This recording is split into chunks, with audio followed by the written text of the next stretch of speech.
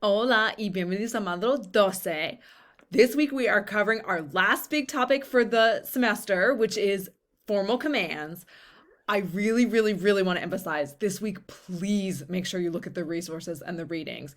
Even if you've taken Spanish before, even if your family speaks Spanish, even if you think, this whole course has been easy so far, please make sure that you really look into the readings and resources because the formal commands are different than what you may be used to using. So, as you'll see as you go through this module, formal commands is like when you're giving instructions to patients, like you're telling someone, sit here, wait here. Google Translate does not form the formal commands. If you try to put these into Google Translate, it's going to come out with informal. So please use the readings and resources. Please try not to use Google Translate. It's going to give you all the wrong answers. I can always tell every semester someone on the speaking assignment or quiz, whatever, just comes up with all the wrong answers because Google Translate is going to give you all the wrong answers. So go through the readings, go through the videos, reach out to me with questions. Make sure you follow the formula that's there. There's like a formula for forming the commands. Follow the formula and it'll be okay.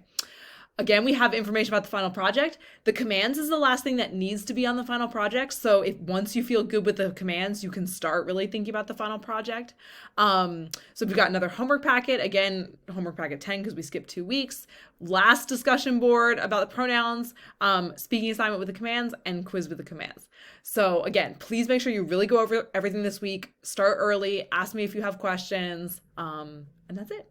Next week, we're going to continue this topic and then final project and we're done. Adios.